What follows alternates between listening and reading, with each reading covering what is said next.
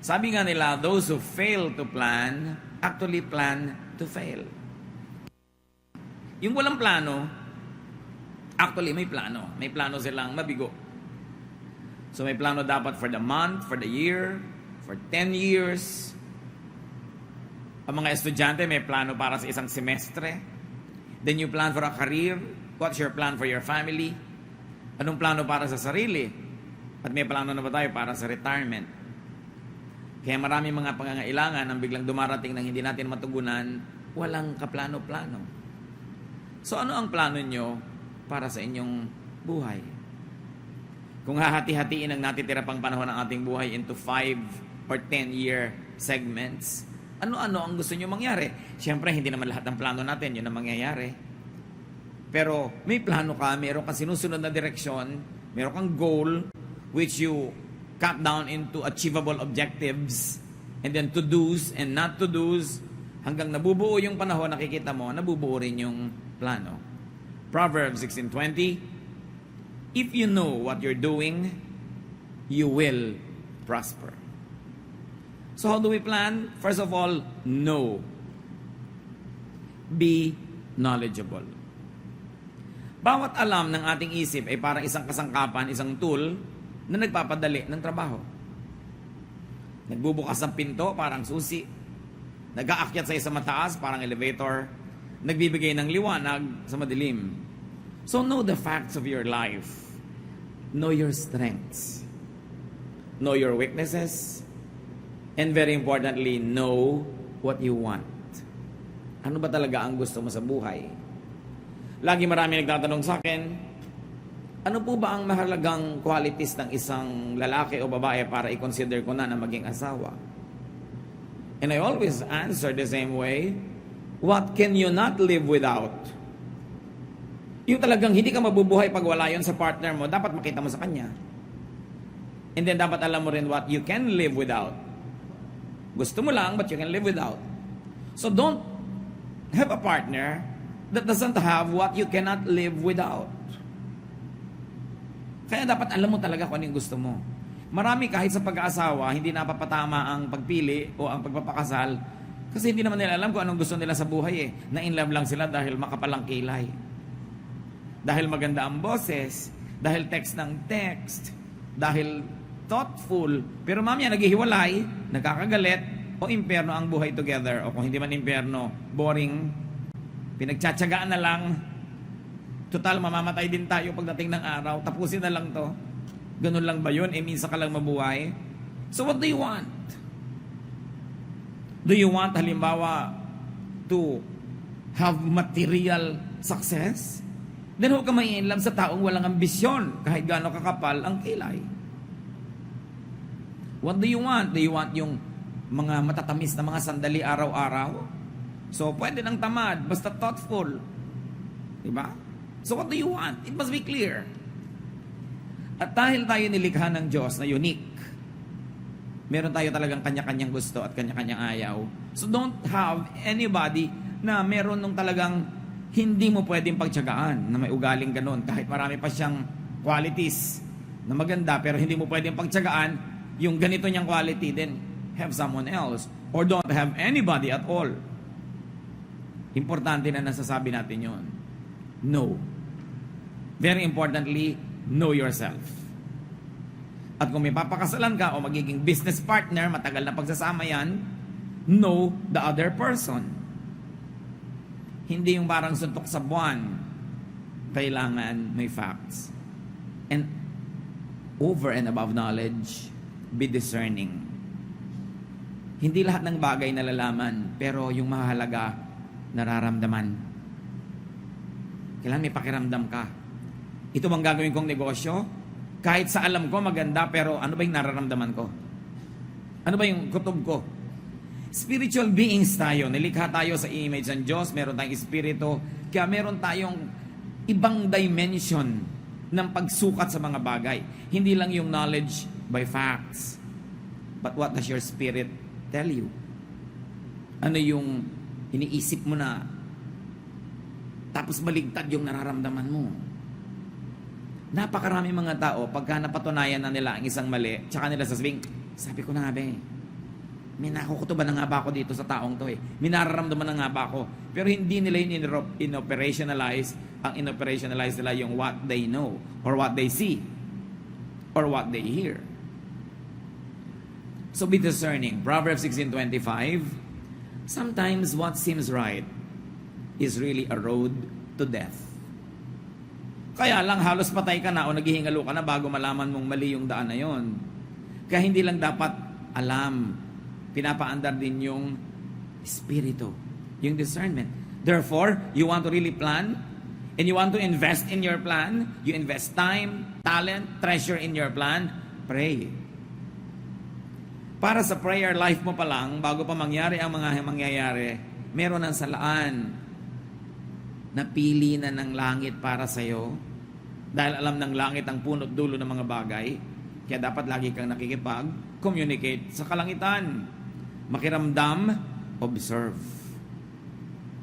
Kaya mahalaga rin, hindi nagpapadalos-dalos. Hindi nagmamadali. Ang mahalagang bagay, hindi ipinagmamadali.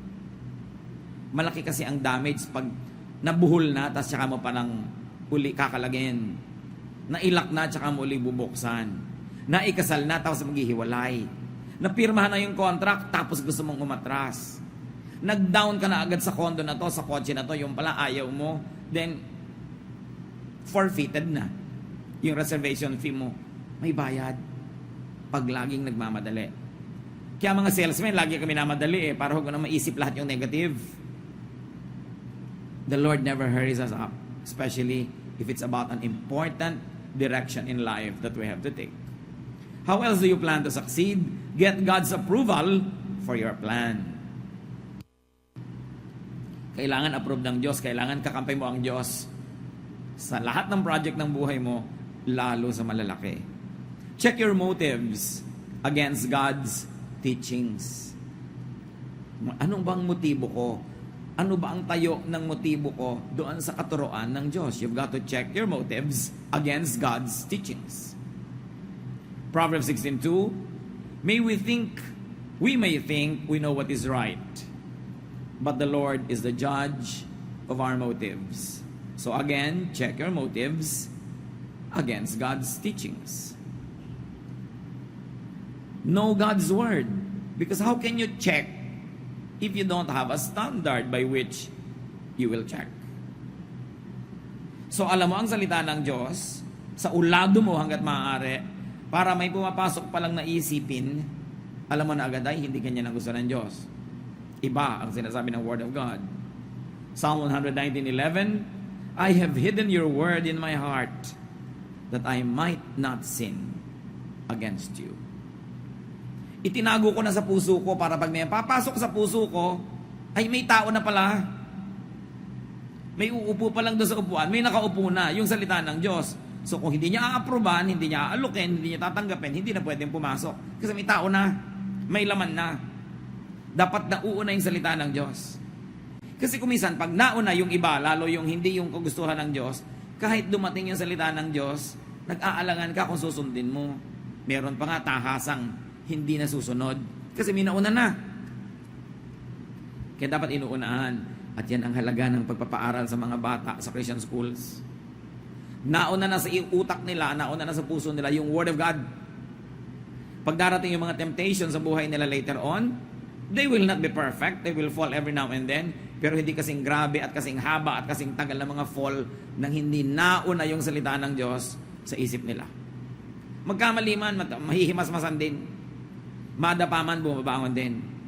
Yun ang pinagkaiba. Kaya mahalaga na uuna yung salita ng Diyos. Kaya sa plano natin sa buhay, uunahin natin. Ang unang plano ko, mamuhay ng makadiyos na paraan. Pag nauna na yon, may darating ay mga ibang offer ang buhay sa'yo. Hindi makadiyos, pero tantalizing, attractive. Mare-reject mo na. Kasi may nauna na. Iba yung una. Kahit sa pila, iba yung nasa una. Diba? Talagang malaki yung hold mo dyan. So be wise. No? Apply wisdom in your planning. Iba ang knowledge, iba ang wisdom.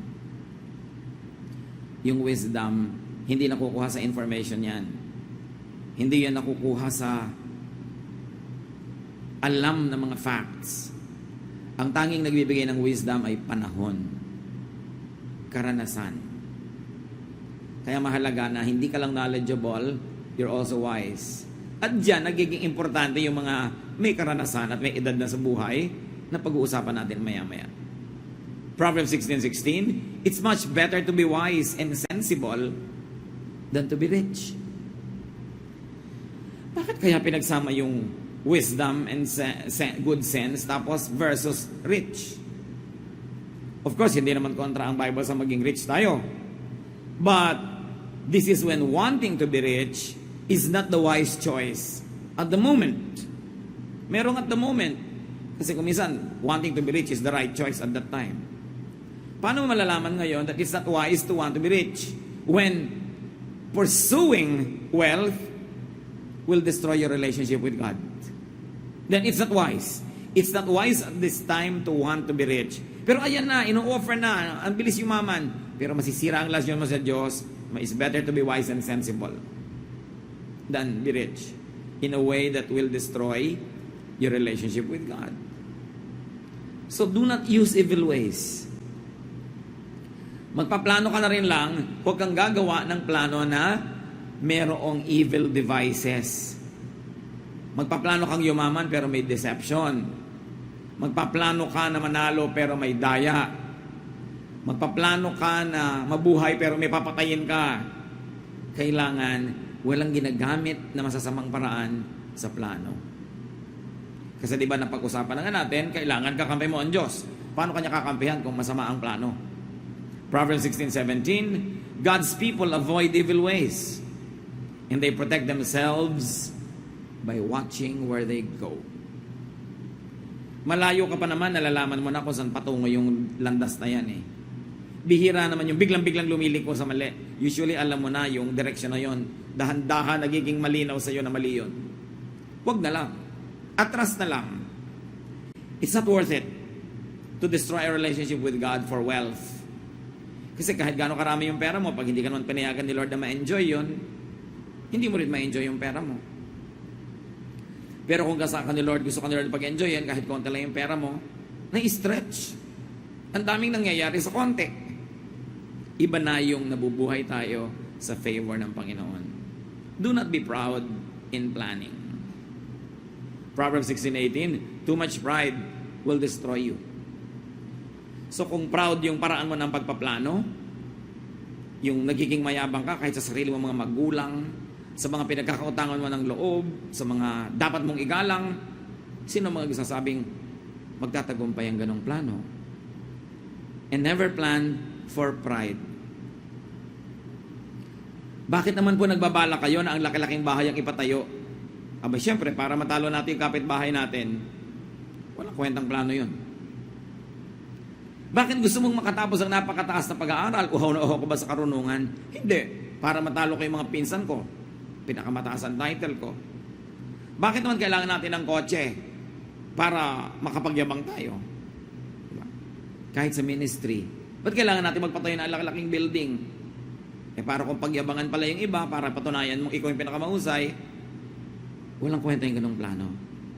Hindi ibig sabihin na pag gusto mo ng malaking bahay o kotse o education o magandang church building, masama yung plano mo. Ang sinasabi natin, yung laman ng kalooban mo, yun ang alam ng Diyos. Kasi sa labas mukhang maganda yung plano, pero yung pala yung loob bulok, may ibang hidden agenda, kaya doon naman tumitingin ng Lord sa puso. Kaya dapat tinetest mo ang sarili mo against God's word and against your own conscience. Ito bang pinagsasasabi ko ay totoo? Ito ba ay tama? Gusto ko ba talaga na maging excellent only because I like to serve God excellently? O gusto ko magpa-impress? May isang ayaw na ayaw ang Panginoon, yung pride. At ang mga taong proud, laging hirap ang loob. Kasi una, takot silang hindi magtagumpay dahil gusto nilang i-maintain yung pride nila. O kaya hindi sila matahimik dahil lagi nilang binabantayan yung achievement ng neighbor nila, baka sila malampasan. Hindi sila peaceful kasi lagi sila nakikipag-compete. Kaya it's much better to be humble. Yung hindi mo itinataas ang sarili mo, tapos hindi ka nga tumaas, o di walang sisihan. Wala kang dapat itago, wala kang dapat pagtakpan. Relax ka lang. Mahirap yung nagme-maintain ka ng hindi mo kaya. O lagi kang natatakot na baka hindi mo na ma-maintain next time.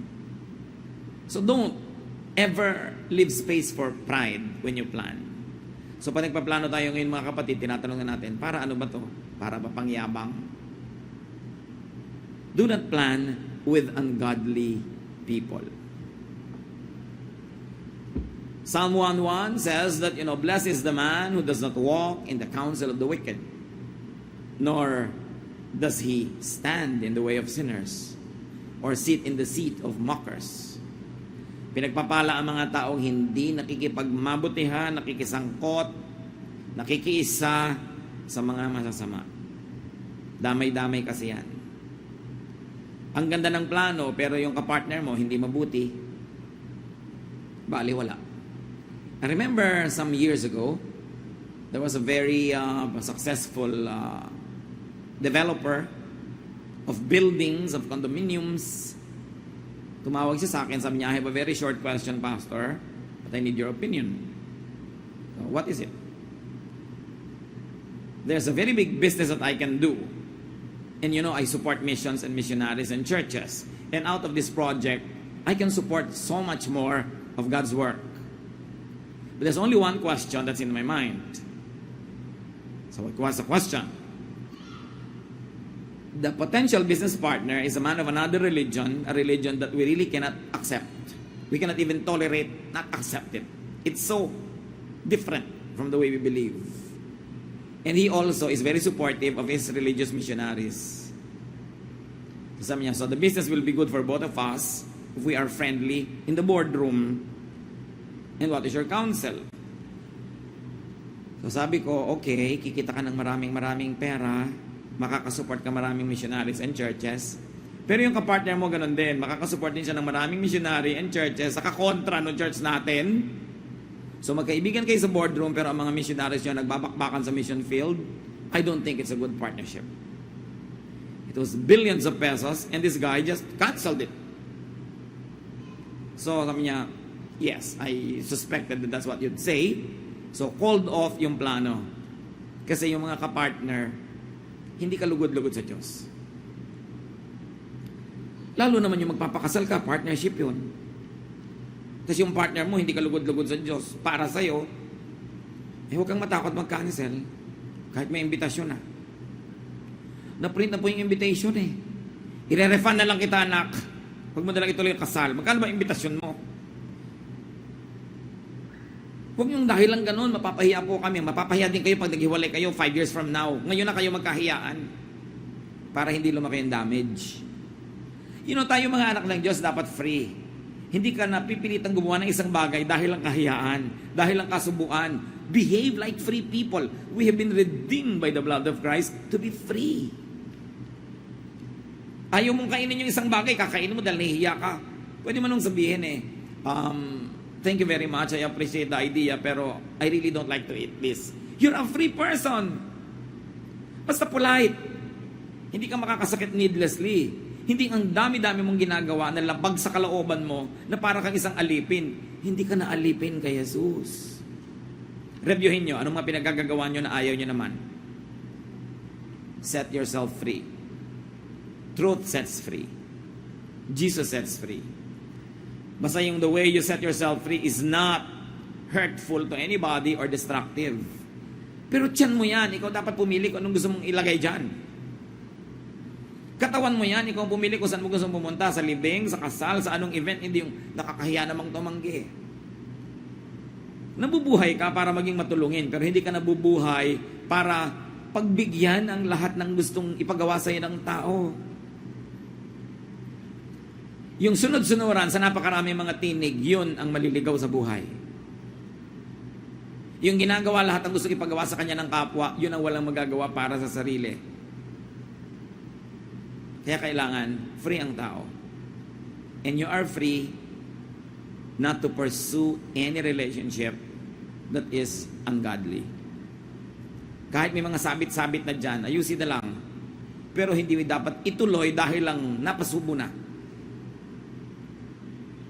Sabi, di po ba kung saan nadapa doon tumayo? But ang ibig sabihin talaga nun, tumayo ka. At yung pinagkadapaan mo, iwan mo para ka makatayo. Whatever it is in your life.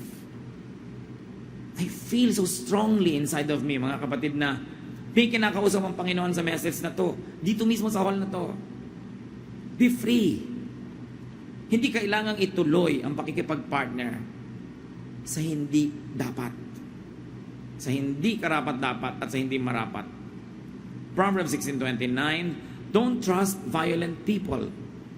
They will mislead you to do the wrong thing. Hindi basta-basta nagtitiwala. At kung nagtiwala ka man, nakakita ka ng dahilan para bawiin ang tiwala na yon, bawiin mo. Hindi ka kailangang mapasubo. At tulad ng binagin natin kanina mga kapatid sa pagpaplano, listen to and get wise advice. We have said, and let me repeat it, wisdom is not knowledge. Wisdom is not information. Wisdom is time, experience, age, filtered by wise and prudent remembrance. Kailangan natututo tayo sa bawat pagkakamali. Kayong ang daming mali, yun ang may potential na maging napakatalino. Liban na lang kung paulit-ulit yung mali. Tulad yan, merong isang aeroplano na nagkaroon ng miscalculation sa pagland sa airport, nasa mga dyaryo. Nakabalandra ang aeroplano nila, 3 araw doon. May nagtanong sa akin kanina, kung kayo ang presidente ng kumpanyang ito, will you fire that pilot? Will you fire the pilot? Sabi ko, well, dalawa pwede mong gawin, fire or not to fire. If you fire the pilot, maybe it's good for your company, but maybe it's also bad. Kasi gaano ba naman karaming pilot ang nakakapaglanding ng mali at nabuhay? Therefore, may karanasan na ang pilot na ito sa pagkakatuto na hindi nararanasan ng iba. At kung matututo siya sa karanasan na to, this will be the best pilot ever kasi naranasan na niya yung mistake if he learns from such mistakes.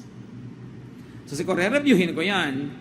Ang pagkakamali ba niya was deliberate, no? Na pagsuway sa standard procedures of landing.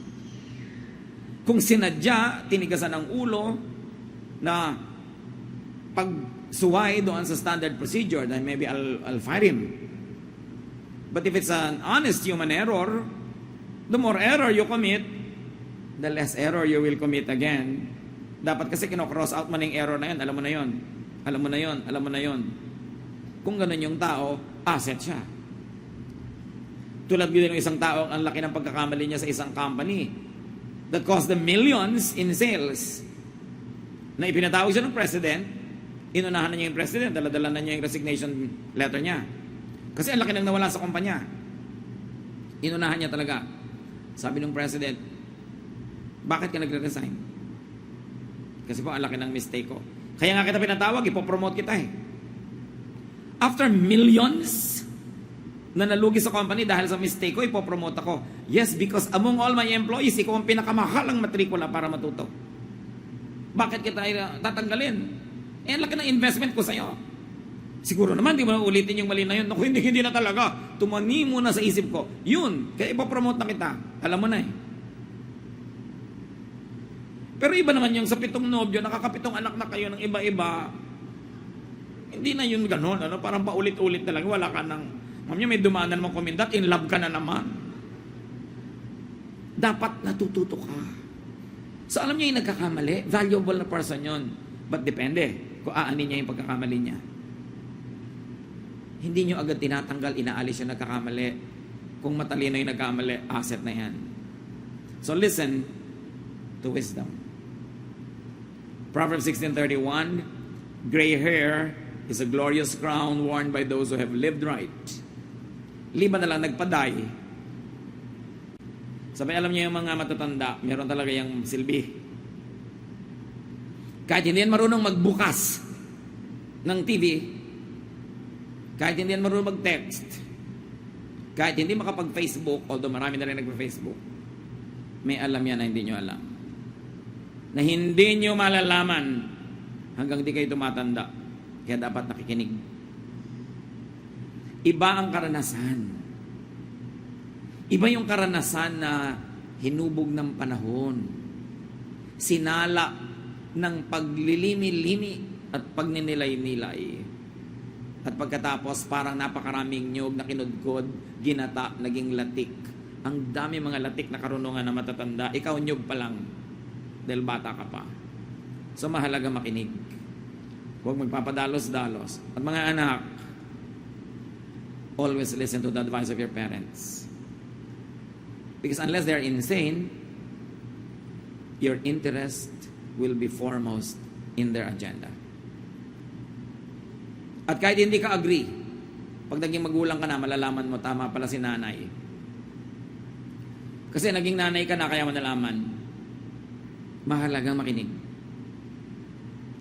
And then, you want to succeed in life, plan to be in control of your temper. Put your temper under control. Proverbs 16:32, controlling your temper is better than being a hero who captures a city. Mas dakilang accomplishment yung mapigil ang sarili kesa ibulalas lahat ng galit sa panahong naiisipang magalit. Many plans be scary due to temperamental outbursts. Many good things are lost because of a lost temper. Magtimpi. Yung taong gustong makaani, nagtitimpi. Ang aso pag tinapakan nangangagat, ang ahas pag nagulat tumutuklaw, ang taong makadiyos nagtitimpi. Dahil wawasakin ng isa mong maling arte ang lahat ng ipinupundar mo sa buhay. Isang maling ginawa mong nainis sa'yo ang tao, you lost the business forever. Tatandaan ninyo, kung pera, goods, mawawala, pero you will maintain the goodwill of a person, maintain the goodwill. Huwag yung magharimunan ka, masikil mo siya, makuhanan mo siya, malamangan mo siya ngayon. Ang hindi mo alam, ang dami mo pang negosyo, dapat ang kinita.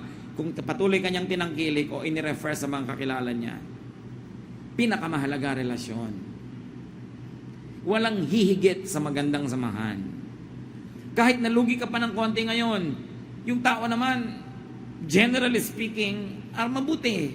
Maaalala niya yung kabutihan mo at pag dumating yung panahon na meron siyang kakayanan o kapangyarihan, susuklian ka niya, gagantihan ka niya. Pero kung ang itinanim mo sa kanya mali, gaganti rin yun. Pero ang bigat ng ganti.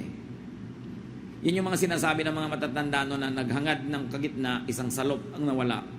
Bagamat wala na nagsasalop ng bigas ngayon, pero yung ibig sabihin, gusto lang nila kalahati, pero ang nawala isang buo. Nagharimunan, gusto makalamang, gusto makasigurado, gusto makakabig.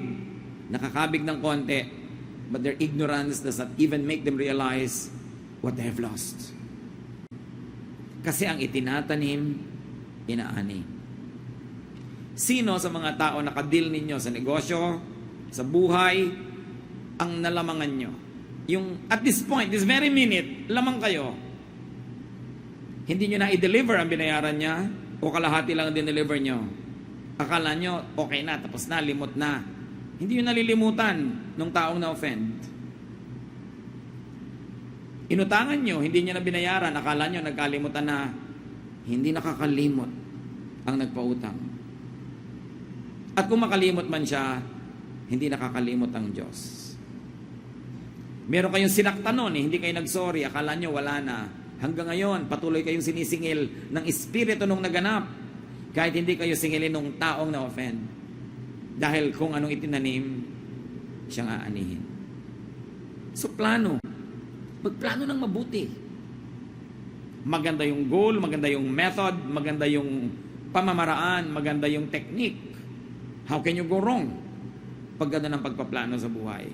Nakikinig sa payo, nananalangin, hindi nagmamadali, at ginagawa ang lahat ng kaya. Do what you must. Yan ang pinagkaiba ng panaginip sa plano. Anong pangarap mo? What is your dream in life? Madali mag-dream. But you must have a plan. Iba ang dream, iba ang plan. Yung dream, nangangailangan nyo na makatulog ka para maganap yon. Yung plano, ginagawa mo habang gising ka. Habang gising ang ulirat mo, ang diwa mo, ang katawan mo, ginagawa mo yon. Execute your plan. Matapos mong manalangin, humingi ng payo, alamin ang dapat alamin, nagpasya ka na, do it. Do not fear. Ecclesiastes 11:4, if you worry about the weather and don't plant seeds, you won't harvest a crop. Pagka ayaw mo magtanim dahil baka umulan, baka magtag-araw, baka magtag-init, baka magtag-tuyot, hindi ka na makapagtanim ever. Hindi ka na haani. Ayaw mo na mamuhunan dahil ayaw mong malugi. Nagplano ka, ginawa mo na yung study mo, tinignan mo na kung bagay sa karakter mo, tinignan mo kung sino yung mga ka-business deal mo, ka-partner mo, ginawa mo na lahat ng research, ay di mamuhunan ka na. Huwag kang mabuhay sa takot. Kasi sabi ni Lord, do not fear. Gumagawa ka ng mabuti. Mabuti ang magiging bunga niyan. Hindi man agad-agad, hindi man instantly, pero hindi naman pwedeng manalo yung masama sa mabuti. So take studied risks. Life is full of risk-taking. Laging merong posibilidad na masaktan, matalo. Yung iba, pag-fall in love na po kaya ako kasi baka ako masaktan. Ay, hindi ka pa nag-fall in love kasi pag-fall in love ka na, hindi ka na nagpapasya. It just happens. Pag sobra kang wise, walang mangyayari sa buhay mo. Kailangan, marunong ka ring sumabay sa ihip ng hangin. Marunong ka ring sumabay sa anod ng tubig. Hindi lagi kang lumalaban doon. Ecclesiastes 11:6, plant your seed in the morning and keep working in the field until dark. So, sa umaga pa lang, magtanim ka na. Huwag na sa gabi. Para may iba ka pa magawa. Kasi hindi mo naman alam kung alin doon ang magkiklik. So, habang may oras, gawin. And then, after you have done everything, accept God's will. Kung ano man ang maging bunga nun, accept God's will. After you have done everything. Proverbs 16:33, we make our own decisions, but the Lord alone determines what happens. Alam mo na hindi ka nag-atraso sa Diyos, wala kang knowingly nilabag, ginawa mo na lahat, sa tingin mo hindi pa rin nag-click, tingin mo lang yon. Maghintay ka. Kasi ang itinanim, inaani. At kung ano man ang ani mo sa oras na ito, learn to be contented. But remember, learn to be contented after you have done your best, not before. Nagawa mo na ang kaya mo, doon ka palang magiging kontento. So plan as you are gifted by God. Dapat ibinabagay mo sa mga ibinigay na kakayahan sa iyo ng Diyos ang plano mo. Know your limits. Respect your limits. And then cultivate your potentials. May mga limits talaga eh. So halimbawa talagang isinilang ka at tumanda ka na 4'6" yung height mo, siguro dapat tanggalin mo na yung plano maging Miss Philippines. You know your limits. Diba? Baka maging pwede kang Miss something else. Pero yung kasing contest na yun, may standard yun na hindi yun ang abot ng limit mo. May kanya-kanyang limit ang tao. Alam nyo kung bakit may limits? Para dumali ang pagpili mo kung anong paplanuhin mo sa buhay. Titingnan mo lang yung limits mo. Bagamat hindi lahat ng limits, hinahayaan mong ilimit ka niyan forever. May mga limits na nalalampasan naman pala pag nagsikap ka eh. Like yung alam, napapatalino mo naman ang sarili mo kung talagang practice ka ng practice. Pero meron talagang limit na alam mong limitation ko to. Therefore, dumali na ang pagplano ko kasi hindi ko na ipaplano yan, iba na lang. Para sa kabutihan mo rin yun, para hindi ka na malito. So, alam natin yun na ang Diyos ang nakababatid ng lahat. So do not plan to be someone else. Plan to be yourself. Don't plan to imitate someone na dapat sa ganitong edad, makopya ko na yung accomplishment ng tito ko. Dapat sa ganong edad, magkopya ko na yung ganon. No, don't do that. You will be oppressed. Kawawa yung mga tao na ang plano ay kopyahin yung kapwa. Sila nangyari lang, likas silang kasing ganun. Ikaw naman, trying hard talaga. Lumalangoy kalaban sa alon. Tumatakbo kalaban sa hangin. You are defying gravity para maging isang ibon. Eh yung ibon talaga siya, madali sa kanyang lumipad. Eh di palaka ka, di tumalon ka. Mahirap din naman sa ibong tumalon. So, may kanya-kanya. Gaano sa ating karami ngayon mga kapatid? Baka hindi natin alam. May kinokopya lang pala kayo. Lumaya tayo dyan. Magkakaiba tayo. Magkakaiba ng gift ng Diyos. Magkakaiba tayo ng destination at destiny. Magkakaiba tayo ng dapat maging. Sabi nga ni Shakespeare, desiring this man's art or that man's scope, with what I most enjoy, contented least. Kahit ang galing-galing mo, pagka you covet someone else's talent or someone else's life or lifestyle, you will be miserable. And usually, people destroy those that they want to imitate. People want to destroy those that they envy. Kaya yung mga naiinggit, ang daming ginagawang masamang gawa eh. Kasi gusto nilang sirain yung kinakainggitan nila. Kung hindi ka magiging ganon, dapat hindi rin siya ganon. And that is evil. We have to come to terms with ourselves. So we can plan well and live well. Be yourself. Be as God planned you to be.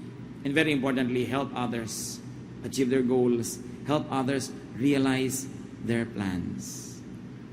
Mga kapatid, huwag kayong hahadlang sa katuparan ng plano ng kapwa. Do not knowingly stand in the way. Do not knowingly stunt people's attempts. Do not knowingly be a hindrance. God will be your opponent because God has a plan for that person.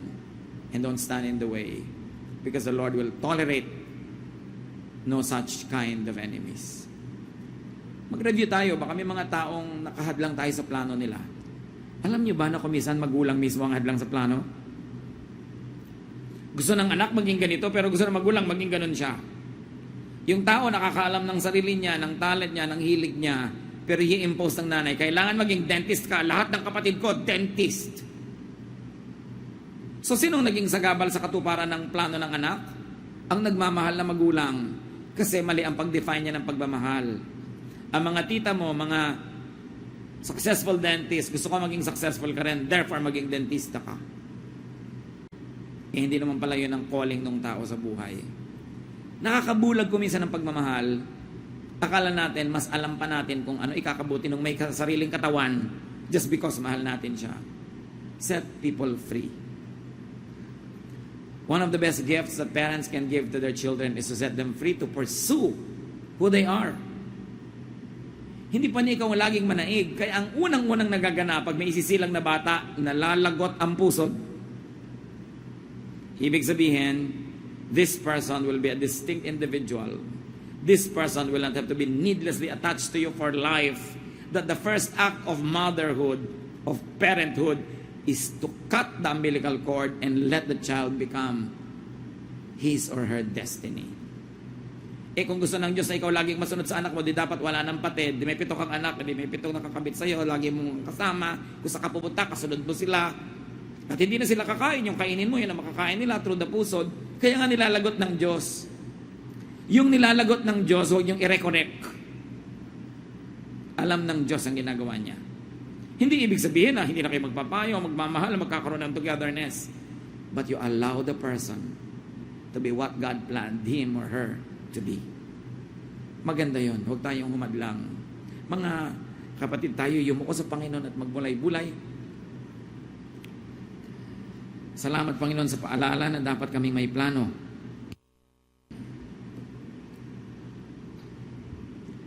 Salamat din sa paalalang hindi kami dapat maging sagabal sa plano ng iba. Maging ng mga anak namin o mahal sa buhay.